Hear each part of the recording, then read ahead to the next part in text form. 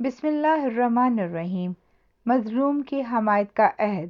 مکہ تھا تو خدا کے گھر کا شہر، وہاں مظلوم انسان کا کوئی پرسان حال نہیں تھا۔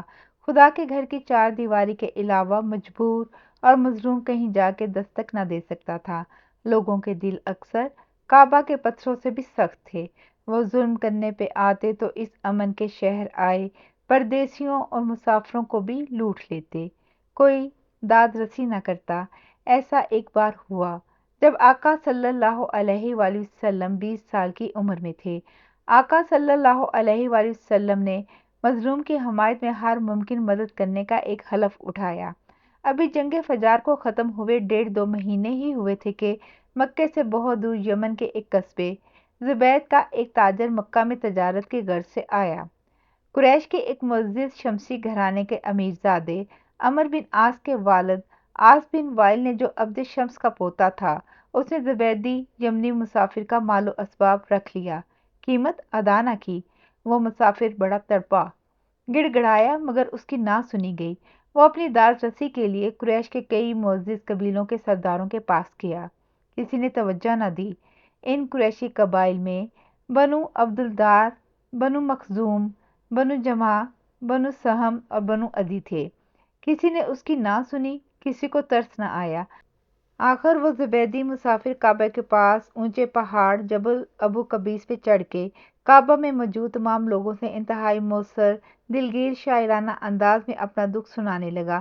اس نے کمال ہنرمندی سے اپنی کہانی کہی، اس کی دکھی آنکھوں میں جمے ہوئے آنسو بلبلائے اور وہ بولا، اپنے دور وطن سے مکے میں کعبہ کی حرمت کے صدقے اسے امن کی دھرتی سمجھ کر تجارت کا ایک سفر کیا، کھرا مال دیا۔ مال لینے والا بھی اسی حرم کے پاسداروں میں سے ایک ہے۔ طے شدہ قیمت بھی اس محترم قوم کے غیر محترم بندے نے ادا نہ کی۔ اس مسافر نے کہا، اے حرم کعبہ کے پاسداروں، کچھ حرم کی عزت کا پاس کرو، اب میں اپنی فریاد لے کر کہاں جاؤں؟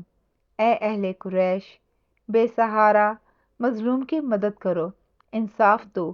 بے شک مکہ کا بیت اللہ بے گناہوں اور بے سہاروں کا محافظ اور بدکاروں کا دشمن ہے۔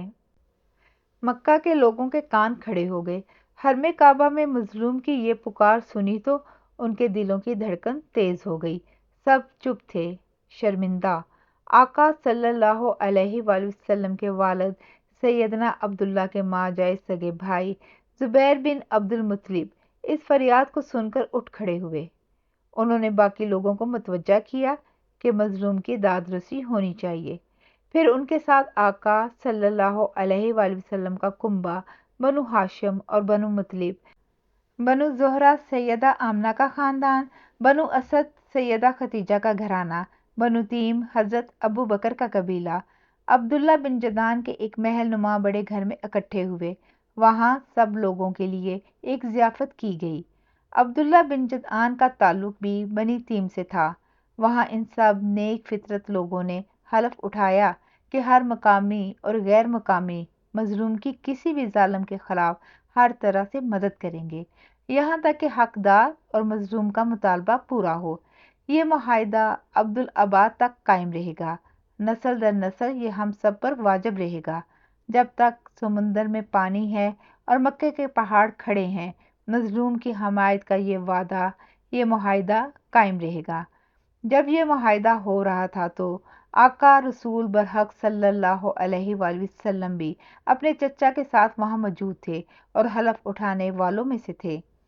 آنے والے دنوں میں وہ اس معاہدے کو بہت احترام اور محبت سے یاد کرتے تھے اور کہا کرتے تھے کہ اس معاہدے کے بدلے اگر انہیں 100 سرخ اونٹ بھی پیش کیے جائیں تو وہ اسے نہ توڑیں گے، اور جو بھی مظلوم مقامی یا غیر مقامی مدد کے لیے انہیں پکارے گا وہ لبیک کہیں گے۔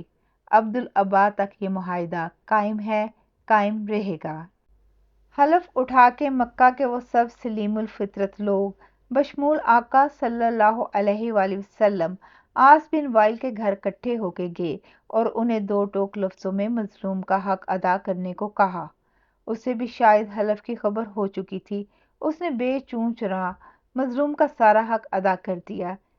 اس طرح کا ایک مظلوموں کی مدد کا معاہدہ زمانہ قدیم میں بھی مکہ میں ہوا تھا۔ اس وقت بنو جرہم اور بنو اسماعیل کے لوگوں نے یہ معاہدہ کیا تھا۔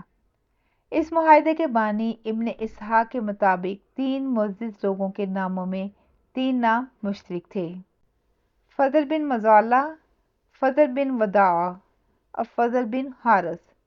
سہیل لکھتے ہیں ان کے نام فضل بن شراح، فضل بن بزاع اور فضل بن فزاع تھے۔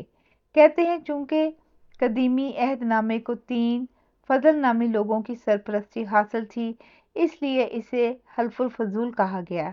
ویسے بھی یہ معاہدہ فضل اور رحمت کا ہے اور ہر مظلوم کے لیے بھی کسی بھی ظالم کے خلاف مدد حاصل کرنا مقصود تھا۔ یہ ایک عظیم الشان معاہدہ تھا جو دنیا میں مظلوموں کی حمایت میں ہر ظالم سے انصاف حاصل کرنے کا حلفیہ معاہدہ تھا۔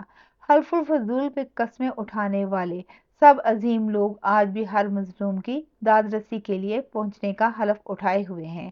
انہی میں آقا سید البشر صلی اللہ علیہ وآلہ وسلم بھی ہیں، جن کی عظمت اور رسائی پہ وقت کی کسی حد کی کوئی قید ہی نہیں۔